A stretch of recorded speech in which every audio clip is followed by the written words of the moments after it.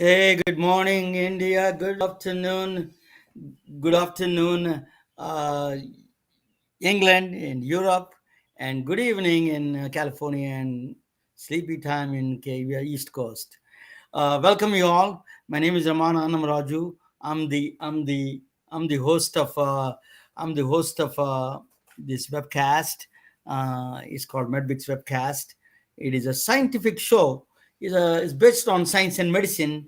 It's based on my book I've written. Is Science is not a subject. Science must be a lifestyle. It is basically it's a history tied with the historical figures, tied with the innovations in science, and how they present the new technologies connected with it. That is the basis of the show. So you see a lot of historical figures from all over the world, not just one part of the world, all over the world, that we talk about it.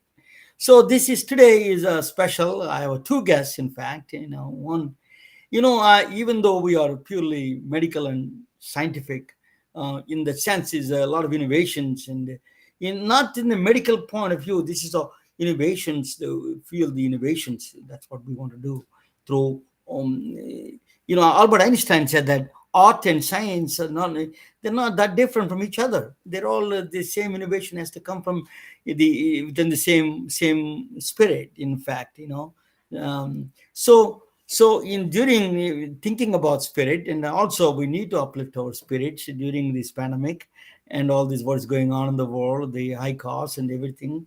Um, so I'm one of the I believe in art is a science. The if you see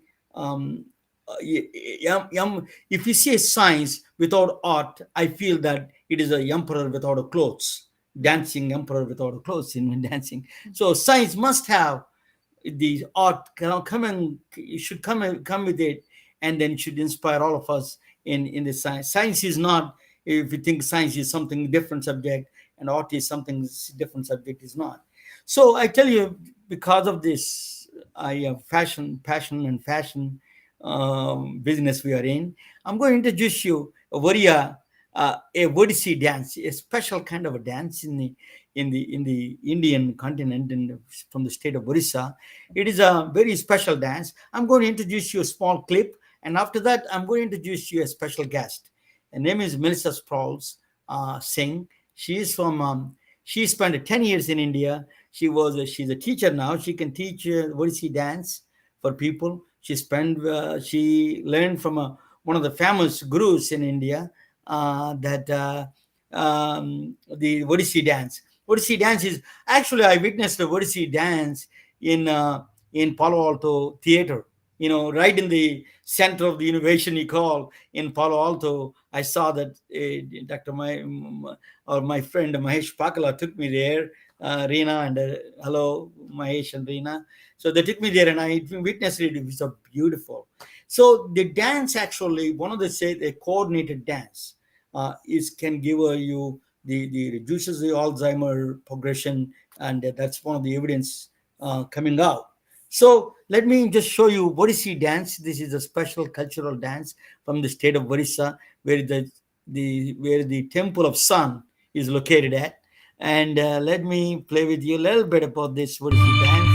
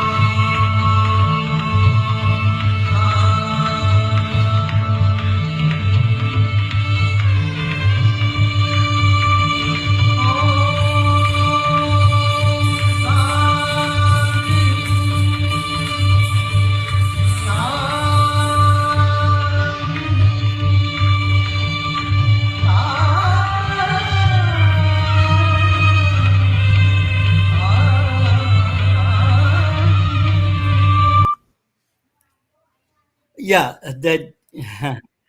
Thank you. Let me introduce you. My friend, she's visiting. I'm visiting. Her name is Melissa Sproles Singh. Melissa, I wanted to ask you that you've been in the India for 10 years. What you learned? What did you dance this dance for 10 years under the famous guru? Can you explain your journey to the dance thing? Can you? Okay. Namaste, everyone. I'm Melissa Sproul Singh, a disciple of Guru Surendranath Jaina, and his daughter Pratibha Jaina Singh is teaching me now. I continue to learn because there's no end to learning in this field. And dance is becomes a way of life, and we do it as a meditation, and we do it as a sort of centering of ourselves to bring our energy to the center of our bodies and our beings, and then to radiate outwards the beauty of the dance that we have learned. And these are all specific compositions which are memorized, and there are a lot of hand gestures and facial expressions. And this dance reached me in my heart when I first saw it, which was back in 75 in Naropa Institute in Boulder, Colorado, where I met Guruji, Surendranath Jaina. And from that time, I followed him back to India and studied for 6 years, the first time, 6 years in a row. And then I came back many times, year after year after that, just coming back to study some more. So I've been teaching since about 85, and I started the Ganesh Academy of Indian Arts. And we do this dance to help our spiritual health, our mental health, and our physical health all at once.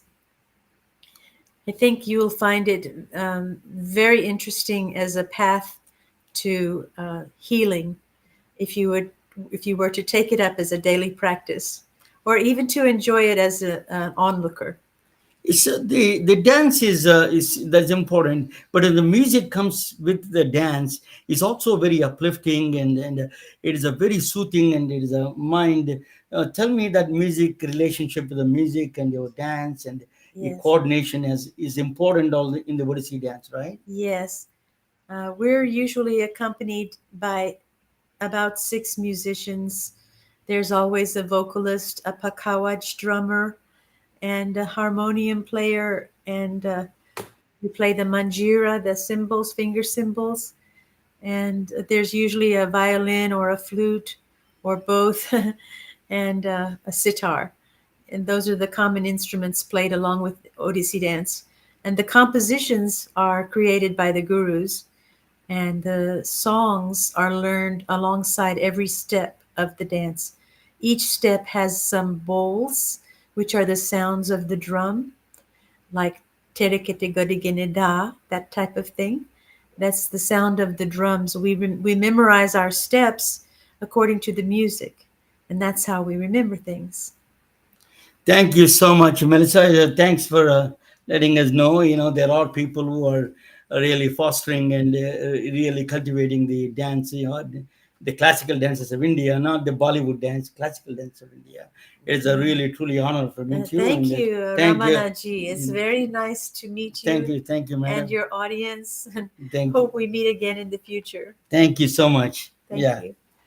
Okay, now we're going to the different subject now. It's actually, Dr. Evan Alexander says everything all in one mind, they're all connected, interconnected.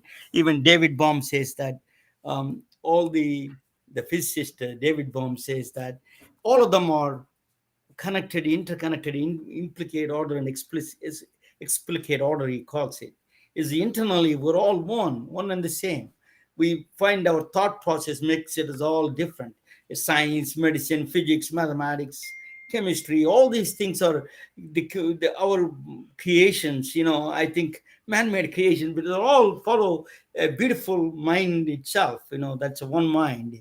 That's that is a great thing about this bringing different things to the table. Now, you know, going along with the traditions of India, That's it. I'm going to introduce you the CEO of Turmeric Innovations. He came. Turmeric is a is very popular in American cultural media.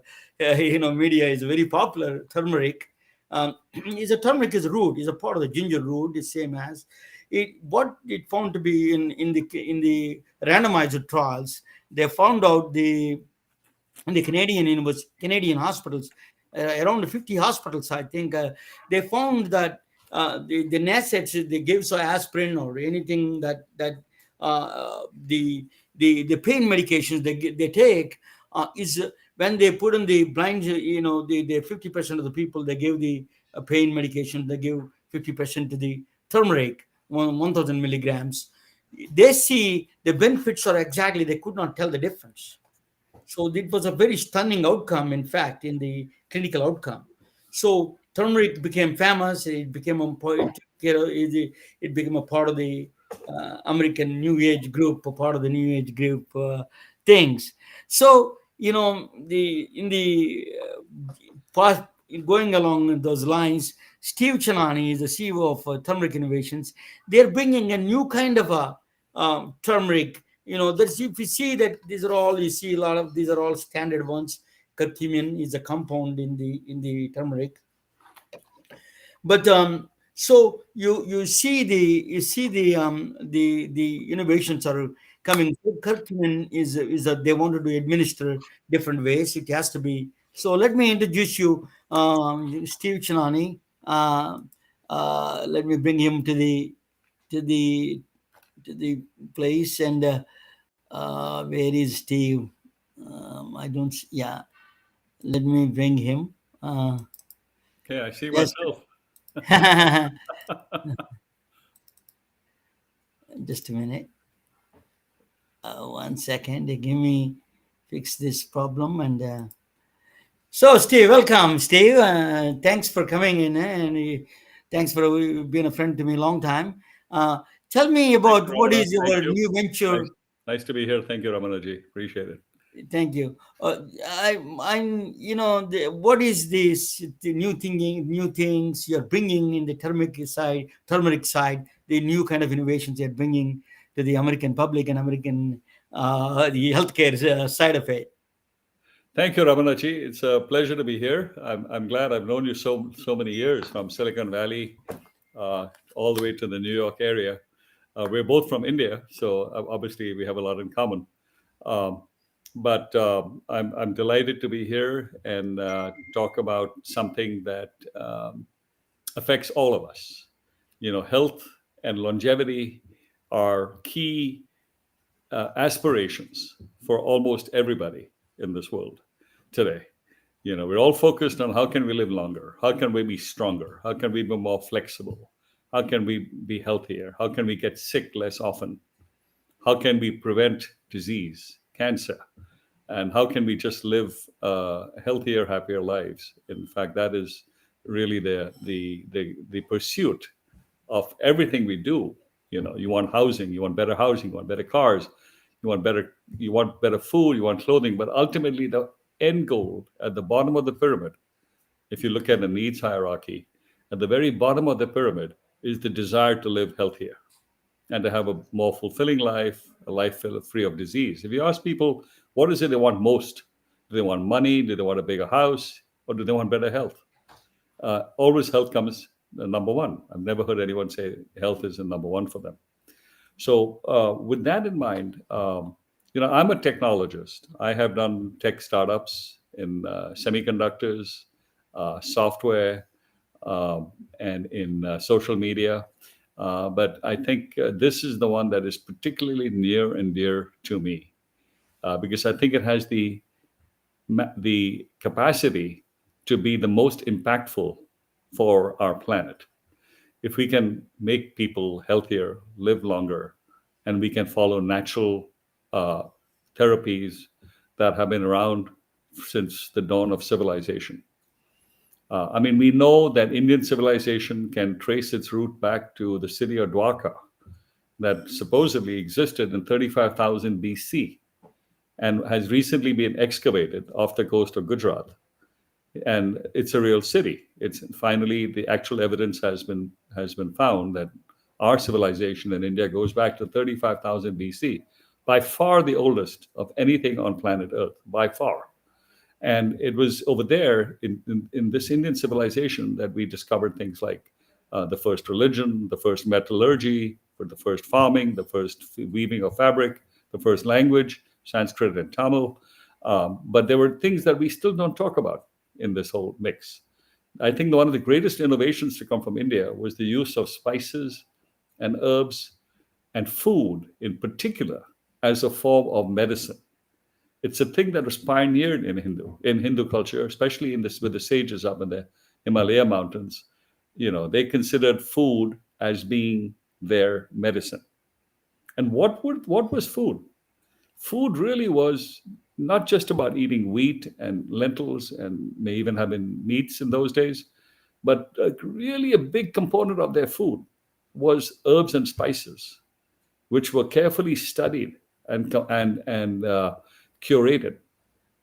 And the manufacture of all these sorts of herbs and spices is such a complex, intricate task.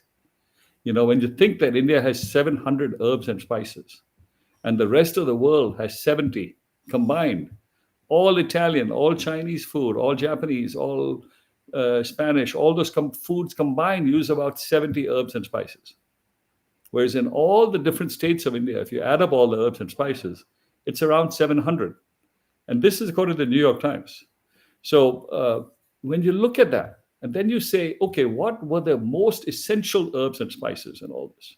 What are the ones that really changed the game, that were game changers? And turmeric really comes out on top. There is nothing out there that I can think of that is more important than turmeric in the food complex that actually originates out of India. I mean, yes, other countries make some turmeric. 80% of the world's turmeric is made in India. 20% is made in about 30 other countries, but it's still an Indian spice, and I know people keep saying, it was used in India and China. Sure, it was used in many other places, but it is actually an Indian spice. So with that, I'd like to put this in a little bit more into context. Turmeric, besides being in food, it has been studied to have all kinds of properties. It's like a miracle drug. It's even better than aspirin. Aspirin is used now for heart disease, not just for pain, not just for a fever. It's used to alleviate a number of other inflammatory conditions. But what if I told you that turmeric is 10 times more potent than aspirin? Turmeric has far more anti-inflammatory properties than any NSAID. And NSAID meaning non-steroidal anti-inflammatory drug. So what are these NSAIDs? They're things like ibuprofen, acetaminophen, which is also sold as paracetamol in India, or Aleve, which is naproxen. But turmeric is more anti-inflammatory and antipyretic than any of these other products. Any of these. And it's the other thing about turmeric is its range of action, its spectrum. You look at typical modern day medicines, they are effective within a narrow spectrum. They alleviate inflammation in certain types of cells, receptor cells, maybe in your brain or in your heart, but they work on very specific ranges of cells.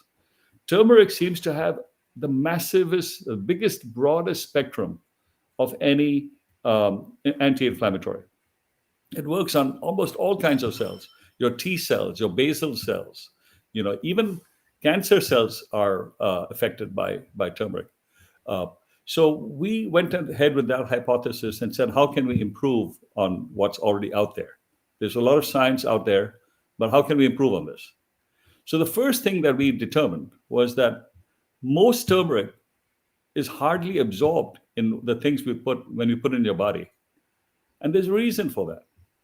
Turmeric does not dissolve in water. If you take a teaspoon of turmeric in water, the water hardly becomes yellow. Almost all the turmeric settles at the bottom. So the absorption is less than 2%.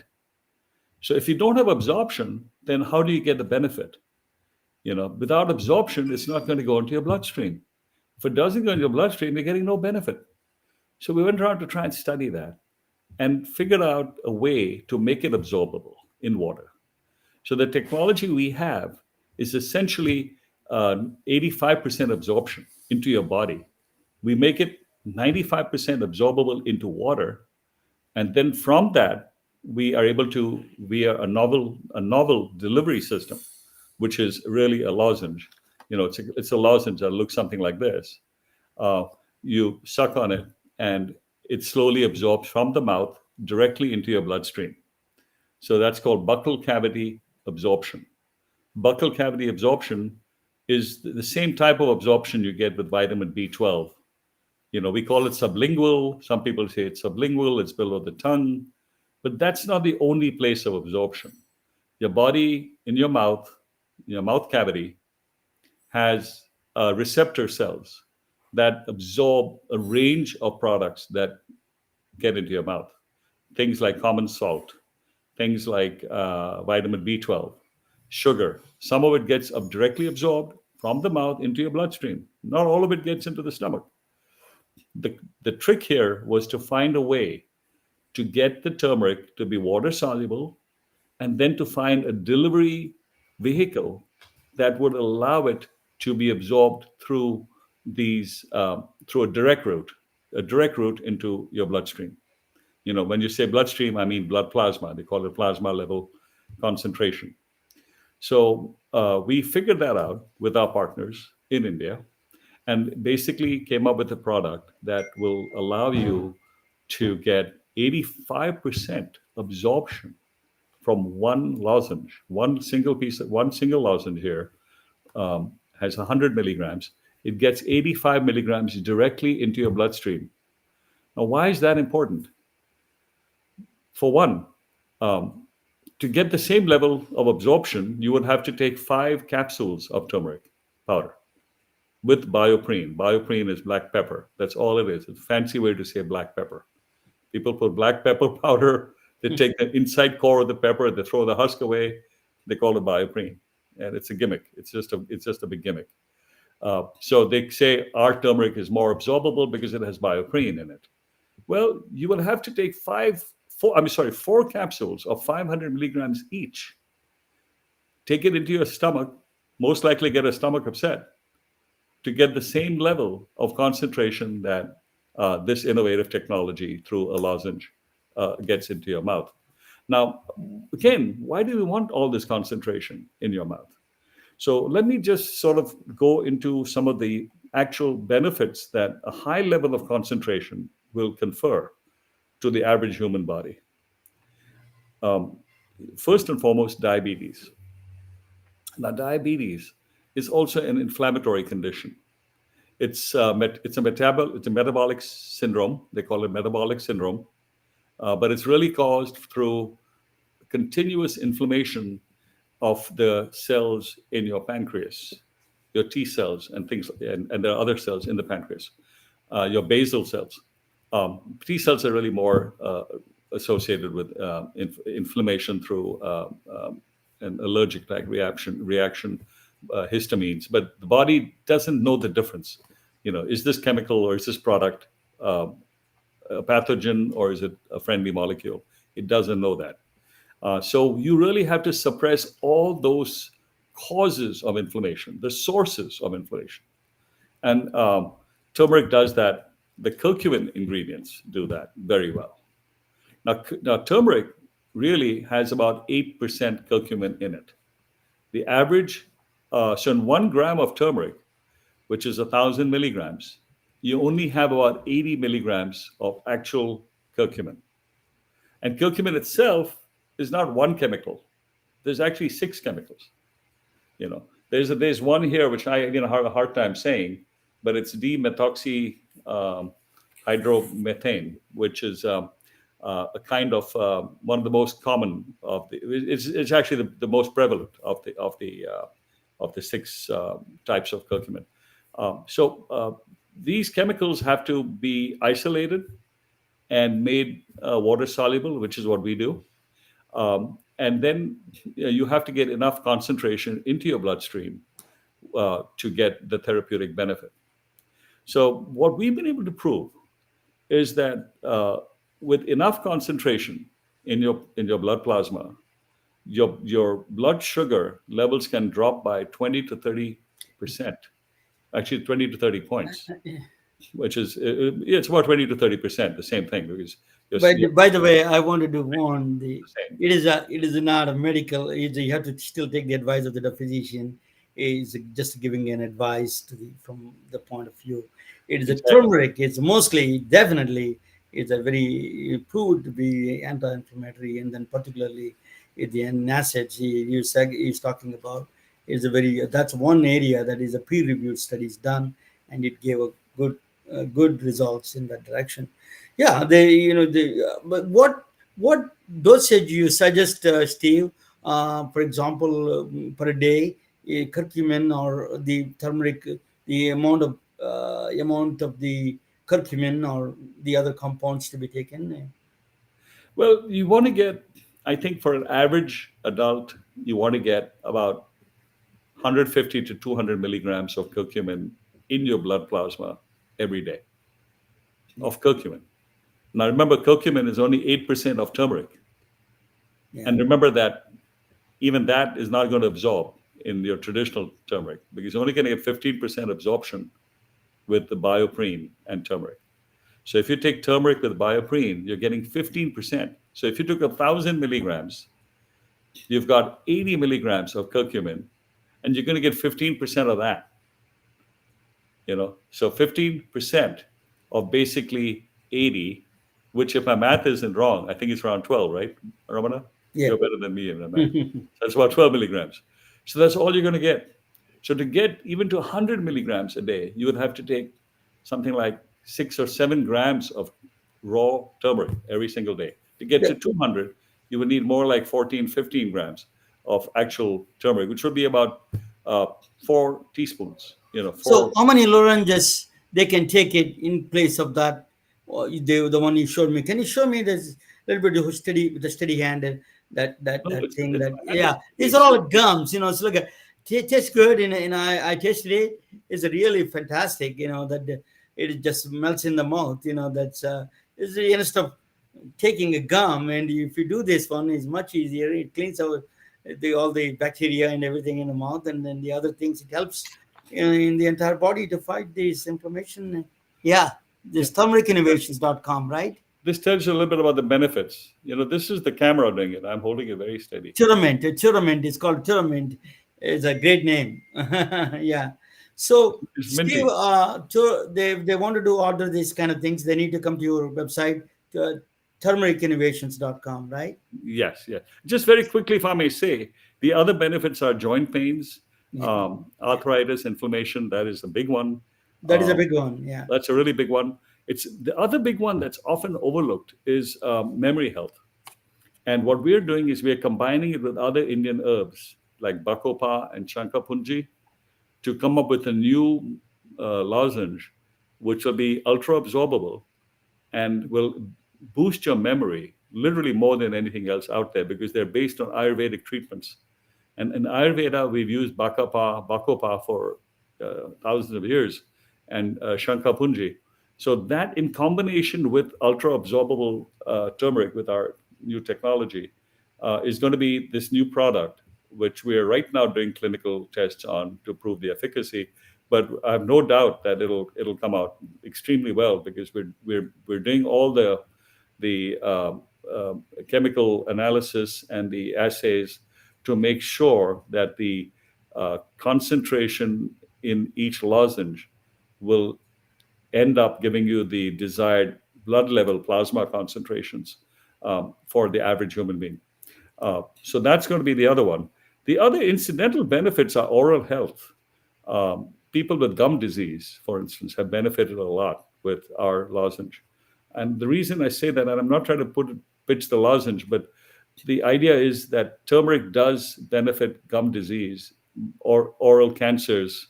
All those things are greatly benefited. But you cannot put raw powder of turmeric in your mouth and leave it there for half an hour to get the benefit. I mean, it tastes terrible.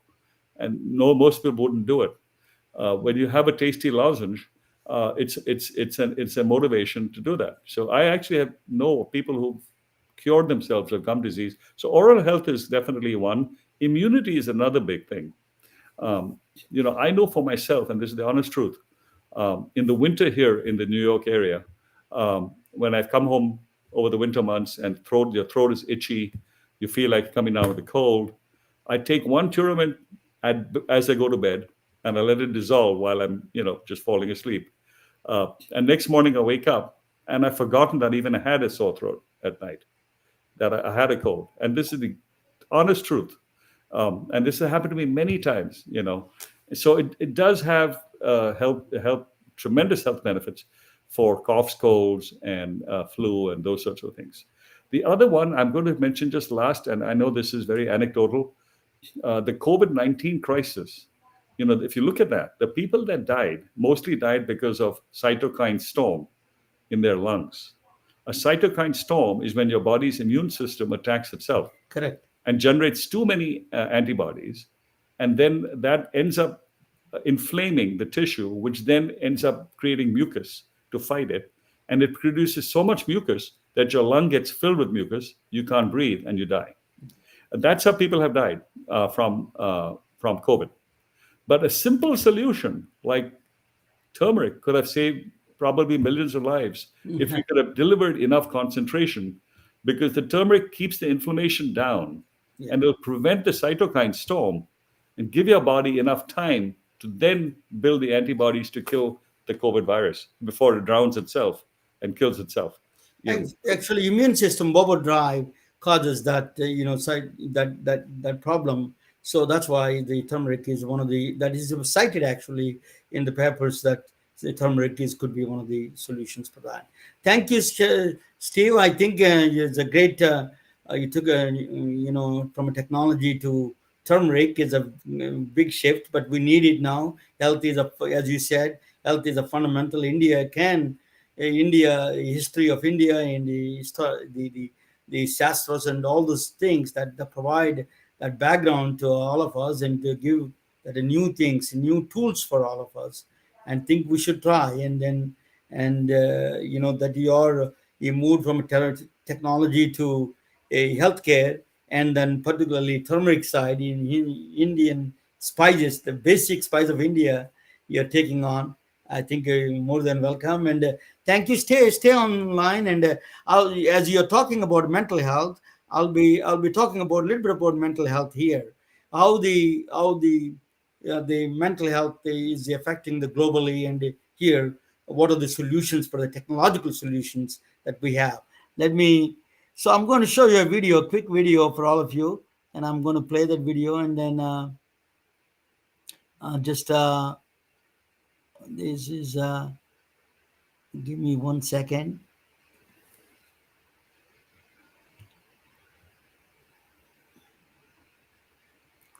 Oh yeah, I'm going to take this one out. Yeah, let me. This is. I'm playing the wrong one. I had to load the new um, video on the mental health. Fractal medicine is called. Um, just give me 1 minute. I'm going to upload this one, and I show you. So fractal one. Just give me 1 second. Yeah. So I'm going to talk about the mental health. One of your friends, Christine, was talking about it. She was dealing with the mental health crisis in among inner city youth, actually. So center of the problems now, what you see, Uvalde and in Texas and other places, the violence is going up, and one of the manifestations of the mental health problem is street violence, domestic violence, and the school violence, and all those the things is a manifest into that process, into the violence. You thought the outcomes are not that good. So the we need to address this mental health problems head on. So that's why we are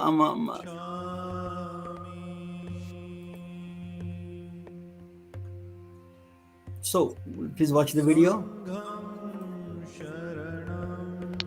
mental relaxation. Early human civilizations in the East practiced Buddha's teachings, while in the West they performed rituals. One place they mastered the consciousness through meditation, and other place they altered consciousness through psychedelics. But there is another alternative technique called consciousness hacking through technological innovation. A mathematical equation through virtual reality can offer and alter and master consciousness at the same time. A genius painter from Japan, a legendary scientist from Princeton University, and an engineer from IBM came from a different walks of life from different times, made important contributions for consciousness hacking. Benoit Mandelbrot was hired by IBM to solve a nagging problem in the early days of telecommunications. The problem is a noise popping up while sending the data across telephone lines. Noise is an undesirable or unwanted signal that gets randomly added to the actual information carrying signal. Mandelbrot noticed a fixed pattern of noise repeating across the telephone lines irrespective of the distance the data traveled. Mandelbrot recollected seeing a similar idea before, a picture of a giant wave on a children's spiral notebook. The picture is the original painting from 18th century well-known Japanese artist Katsushika Hokusai. It is called the Great Wave of Kanagawa. Look at any part of the Great Wave, it looks very similar to the whole wave. The whole contains the parts. It looks counterintuitive, but the part also contains the whole. The artistic expression gave rise to a new concept in mathematics called fractals. Mandelbrot discovered nature's fundamental unit repeated through a geometrical pattern. The same geometrical pattern is present everywhere in the clouds, seashores, trees, and even in the human bodies. The nervous system looks very similar to that of a lightning. The EKG of the heart signal is strikingly similar to that of a noise signal in telephone wires. If you further zoom in into the signal, the strange looking pattern emerges. The pattern is discovered by Mandelbrot, bears his name Mandelbrot set. The nature around you, the snowflakes, trees, mountains are built from these series of Mandelbrot sets.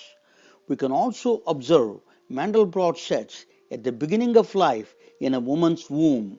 The equation that governs the nature is spectacularly simple and displays the nature in exquisite details.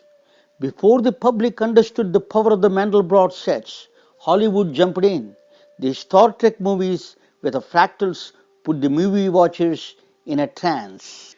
There is a similar, yet different kind of a trance was described by an American botanist, a former New Age hippie, Terence McKenna. He frequently experimented with a psychedelic brew called ayahuasca. He chronicled his experiences through books and videos. Amazonian Indians consumed this brew on ceremonial occasions. Terence McKenna claims this brew produced visual and auditory hallucinations while his eyes were closed. He claimed his experiences profoundly changed his outlook on life. Many of them, and they come pounding toward you, and they will stop in front of you and vibrate, but then they do a very disconcerting thing, which is they jump into your body. They jump into your body, and then they jump back out again. And the whole thing is going on in this very high-speed mode, where you're being presented with thousands of details per second, and you can't get a hold on, you say, my God, what's happening? In recent studies by Johns Hopkins and New York University Langone Special Unit Psychedelic Medicine Center conducted studies with the psychedelic drug psilocybin in a controlled environment. The chemical compound in psilocybin is dimethyltryptamine, in short called DMT. The studies show a single dose of psilocybin dramatically reduced the depression with the subjects of research. Interestingly, the visual hallucinations the subjects describing look very similar to Mandelbrot fractals. In the years before, Albert Einstein published a theory of general relativity, a profoundly mind-bending way of looking at nature. Mass tells spacetime how to curve, and spacetime tells mass how to move. Gravity is not a force, it is an illusion created by the bodies moving in spacetime curvature. Einstein deployed a very different branch of mathematics called non-Euclidean geometry. We don't experience non-Euclidean geometry in our everyday lives. American Airlines pilot explained this phenomena through a tricky example. The shortest route from Dallas to Hong Kong is first Dallas to Seattle, then Seattle to Alaska, then Alaska to Siberia, then Siberia to Mongolia, then Mongolia to Hong Kong. That is the shortest route. But you see on a flat map, it creates an illusion the Hong Kong is directly right across Dallas. But if you combine Einstein's non-Euclidean geometrical concepts with the Mandelbrot fractals, watching in a virtual reality devices, it is truly a technical wonder. It produces mind-feasting, kaleidoscoping patterns where all your visual channels are fully occupied. It puts you in a trance and gives you same bliss without inducing substances.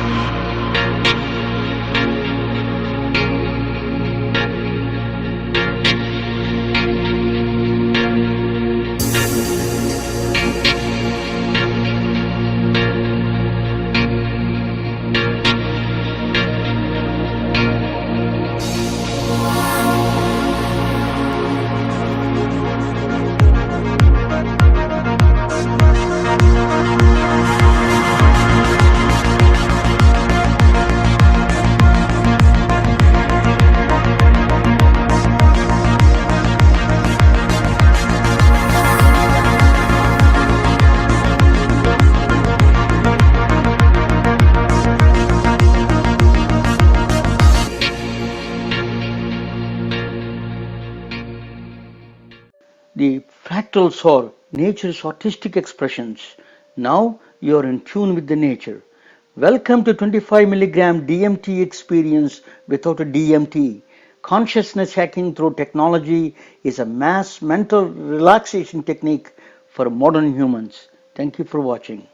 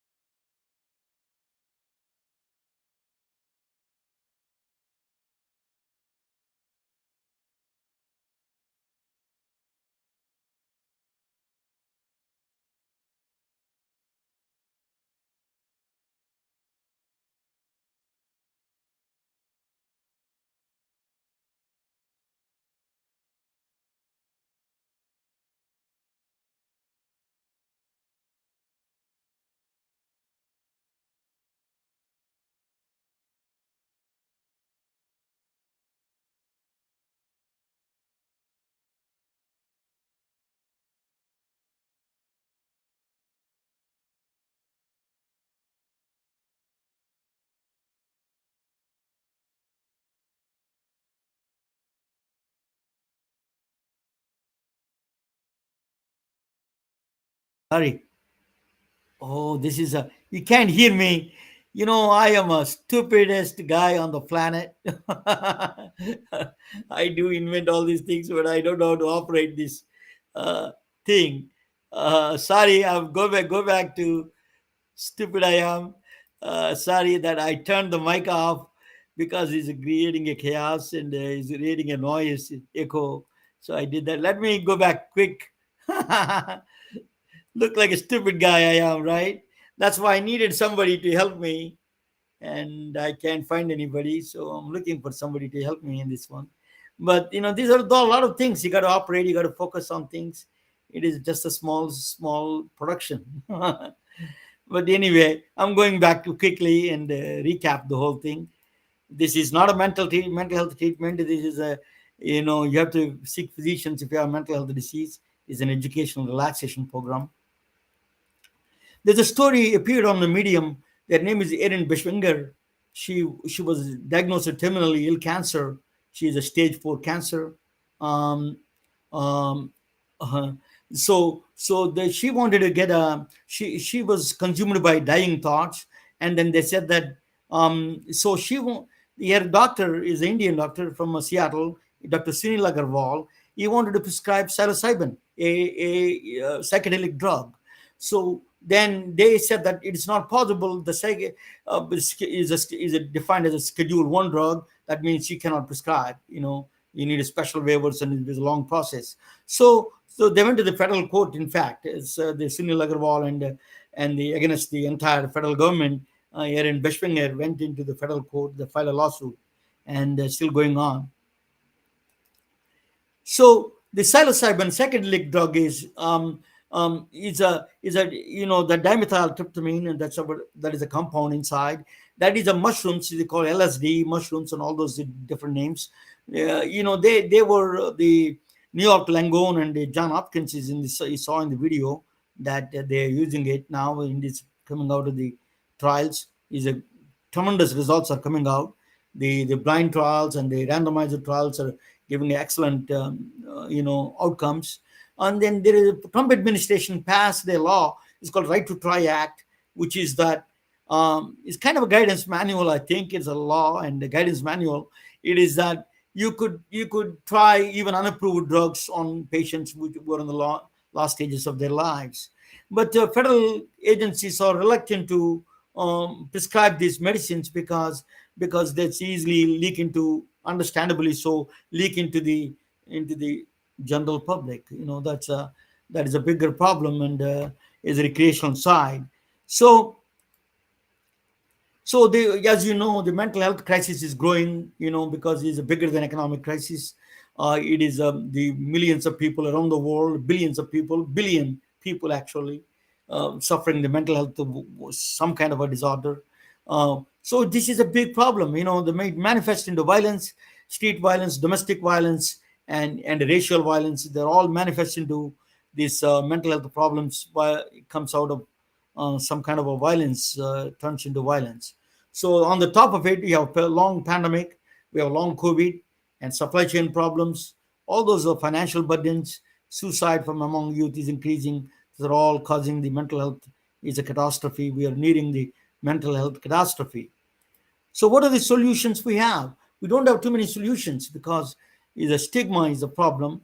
That uh, you know the stigma is, as you know, the mental health is always associated with the weakness of somebody. That's a bigger problem. Then so I've seen a movie called Robert De Niro. He's a mob hitman, got a mental health got a mental health problems. Is interesting movie. But access to the care is, reimbursements are problem. Mental health, they're not giving a lot of reimbursements to the um, they're not giving the reimbursements are not that open to the mental health procedures.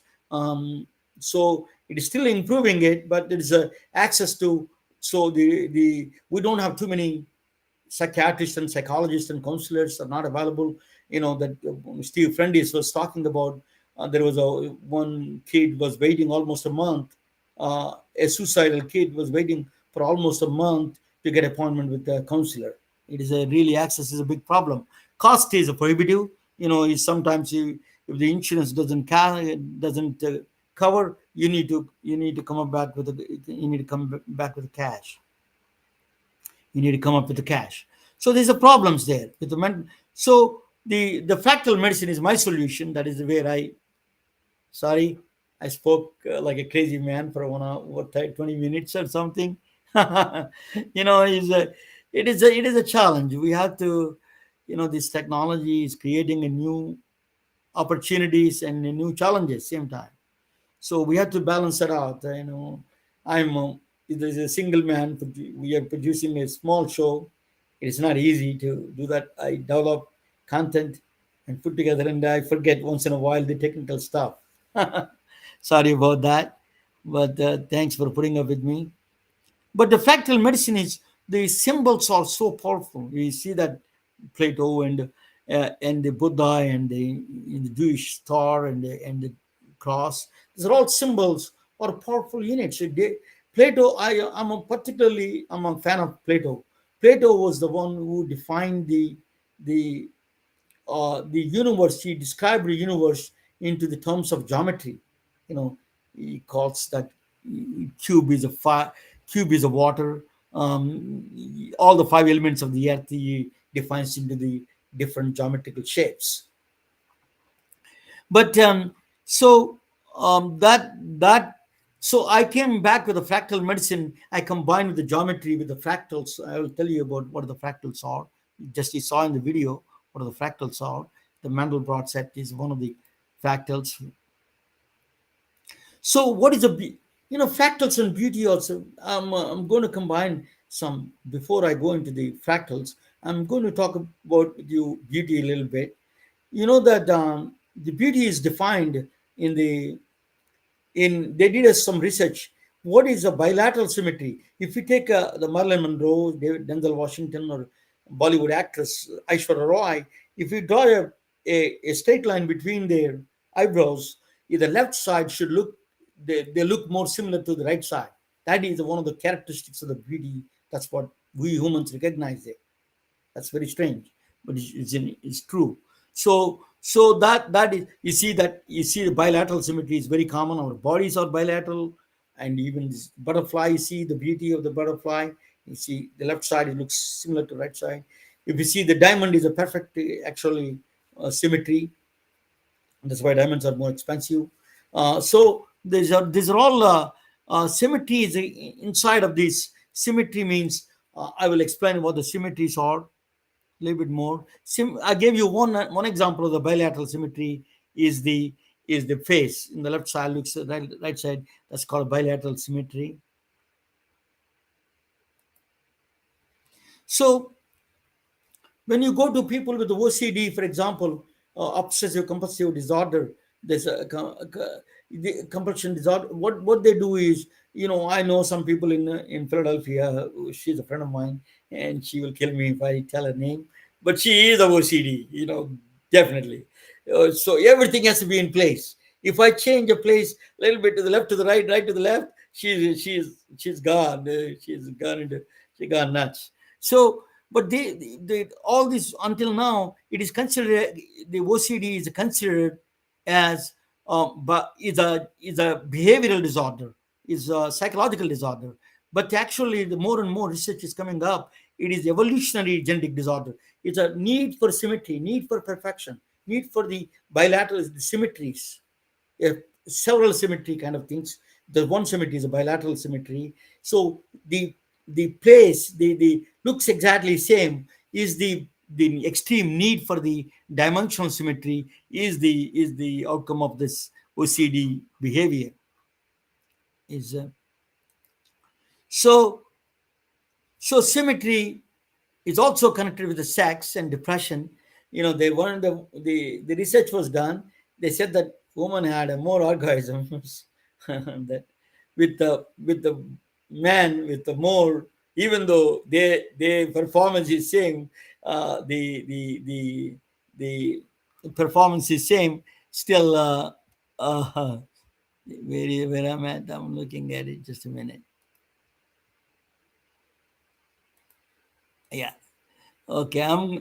So they what they said was the bilateral the sex was this much orgasms are more for women when the with the men with the bilateral symmetries. The bilateral they have more symmetrical structures there, and they and then in fact other way around they found out with the people with the asymmetric faces. And the left side it looks different than right side.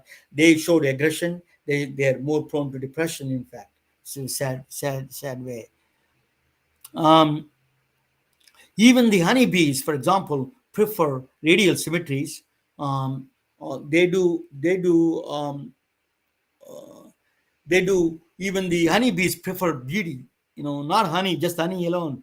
They prefer beauty. They see the radial symmetry. That's what you see up there. That's what the research found.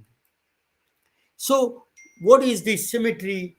Why it is so connected with symmetry and our behavior, our mental health is connected with all of these things together. There was a woman. Her name is Emmy Nathers. She is a mathematician from England, from Germany. She was a brilliant, genius mathematician in the 1930s, in fact. So she was at the time there were no jobs for the woman; they cannot be hired. So she's on the top of it. She was a mathematician, science major, so mathematics major. So she was hired as a professor in the German university. Her professor was her teacher. Her boss was one of the famous mathematician David Hilbert. She was they during the war they said that why you we don't want to learn from a woman and this is a woman is teaching, she's a professor for us. How the men bow their heads to learn math from her, it's kind of insult to them. That's what they said. The David Hilbert, their boss, said that this is not a bathhouse in Turkey. This is a this is a university campus. You have to learn from everybody. So he came back with a fitting reply. So she became a very famous. She's a very famous woman, genius, considered among physicists and mathematicians. Everybody knows.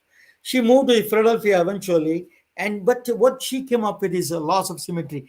So I'm a physics major. We learn the first thing is the conservation laws. Law of conservation is a conservation law of energy. The first law of thermodynamics is called energy is neither created nor destroyed.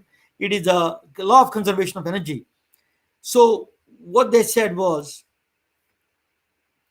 conservation of law of energy was is actually came from the stems from the laws of symmetry. That is not the law is not, it did not come just from energy itself. It came from the time translation symmetry. So if you take a snowflake, if you take a left or right, you turn around, you don't see the difference. That's called the translation rotational symmetry. So the laws won't change. So if you throw a ball to the sky, it will come back. It won't change today or yesterday. That concept strangely connected with the law of conservation of energy. So these are all symmetric laws are behind the geometry laws or behind the scenes of the law of conservation. So people think that the law of conservations are the fundamental. Actually, the laws of symmetries are more fundamental, and they're connected with the universe itself. So she died in Philadelphia with a uterus cancer, and in 1930s, before 1930, she was only there in India in the Philadelphia area for 2 years, just for 2 years. They could not get a. But anyway, she's a genius woman. That's one of the noted female mathematician from 1900s. So nature embraces the law of conservation. The geometry is embedded in the nature. So snowflakes, the radial, the sunflower, you see the trees and also the leaves. All of them embeds the symmetrical laws. Laws of symmetry, they follow certain kind of a symmetry. Fibonacci sequence is one of them. Is all these follow some symmetrical laws. So symmetry is embedded in the nature.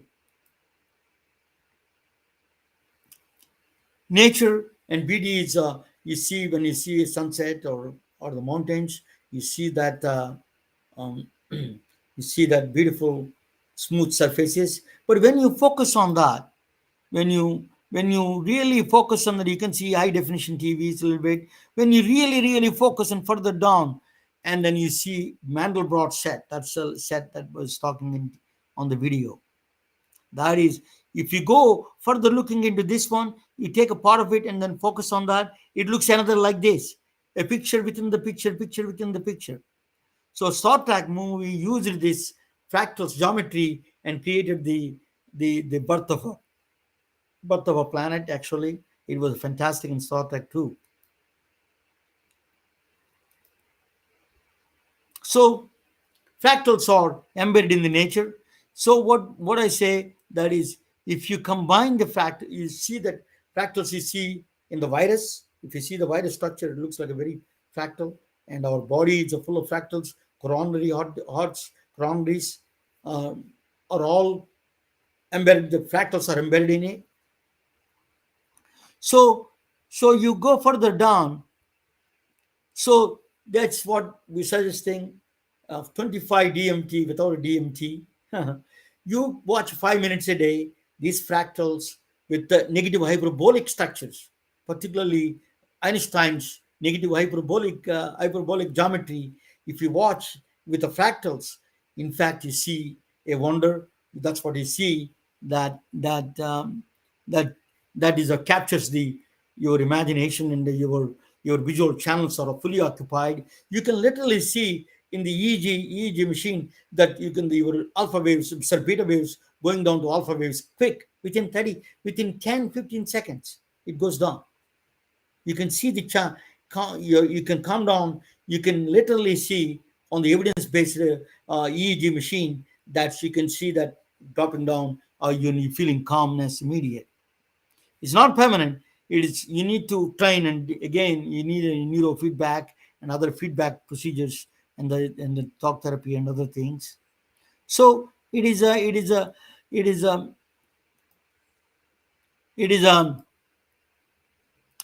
nature is a next. Mandelbrot has given this um, phenomenal discovery he did is fractals.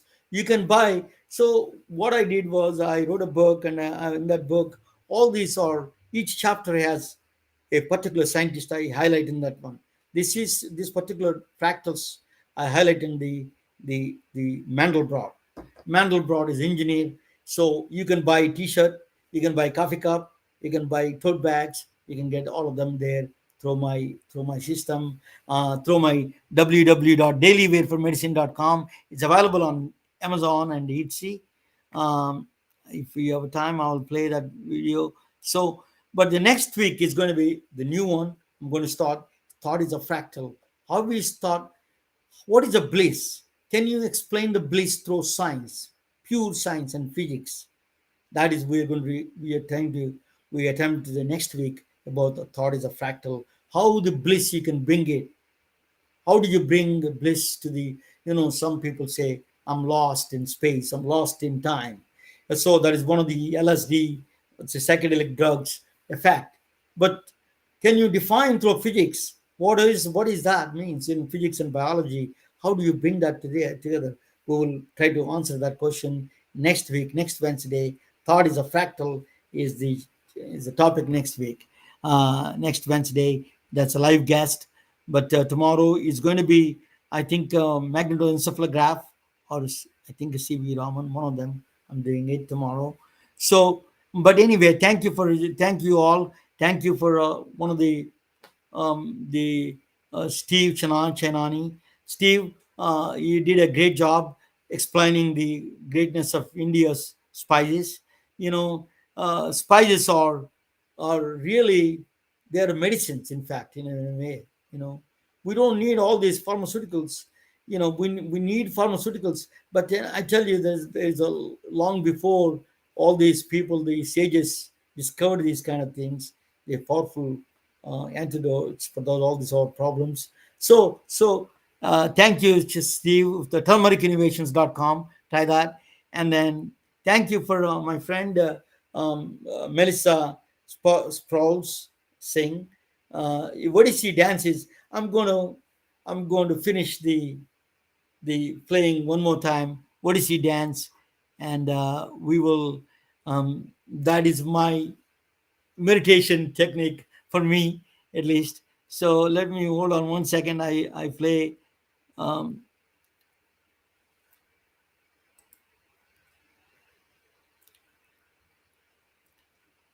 um, I'm going to do a long one in today.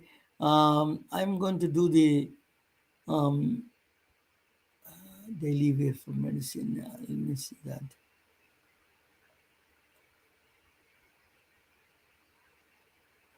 Okay, it's just I'm going to do that.